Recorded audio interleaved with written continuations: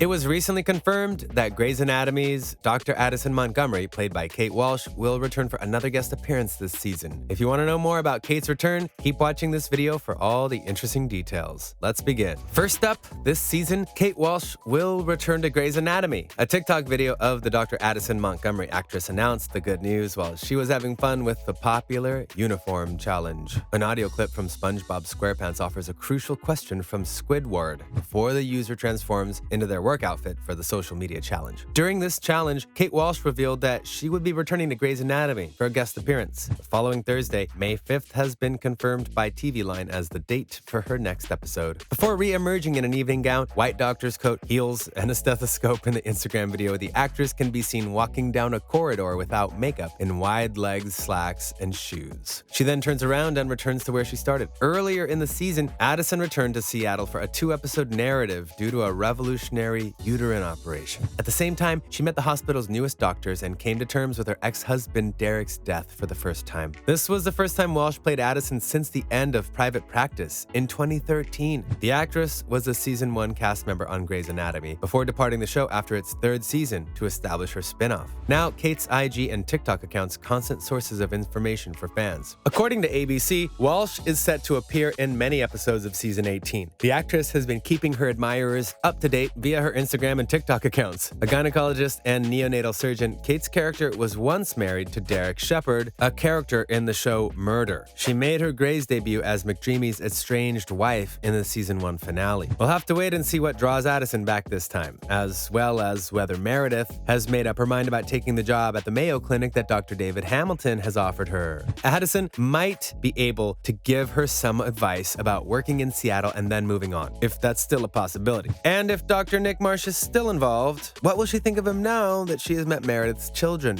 It was a great season for Grey's Anatomy fans when Kate Walsh returned to the show in season 18. Grey's Anatomy fan favorite Kate Walsh has been confirmed to be returning again as Dr. Addison Montgomery. For the first time since series 8, Addison has returned to Grey Sloan. The obstetrician has made an appearance on the October 14th episode dubbed Hotter Than Hell to offer the new residents some tough love. This is Dr. Addison Montgomery, and you must be the gang that has been screwing up the resident program, she said as she introduced herself. Not only that, but when the air conditioning goes out, she has to return to the hospital to execute the hospital's first surgical uterus transplant. A helpful hand from Meredith is much appreciated. During the procedure, Dr. Richard Weber advises Addison to find a method to double her speed, to which she responds, "Find me a pair of hands as experienced as mine." After they share their ongoing sadness for Derek's death in a heartfelt lift sequence, Meredith invites Addison to meet her and Derek's children, Zola, Ellis, and Bailey. Next, Grey's Anatomy star Kate Walsh discusses her character's destiny and return to the show. For the first time since making her return for the show's 18th season, the actress opened up about the fever dream that was making her return to the show and revealed what the future holds for her character on the show. Walsh expressed her gratitude to the Grey's Anatomy fans for their enthusiasm, saying that for years and years there wasn't an interview that she ever did where someone hadn't said that, so people are wondering, will you ever go back to Grey's? And so she did.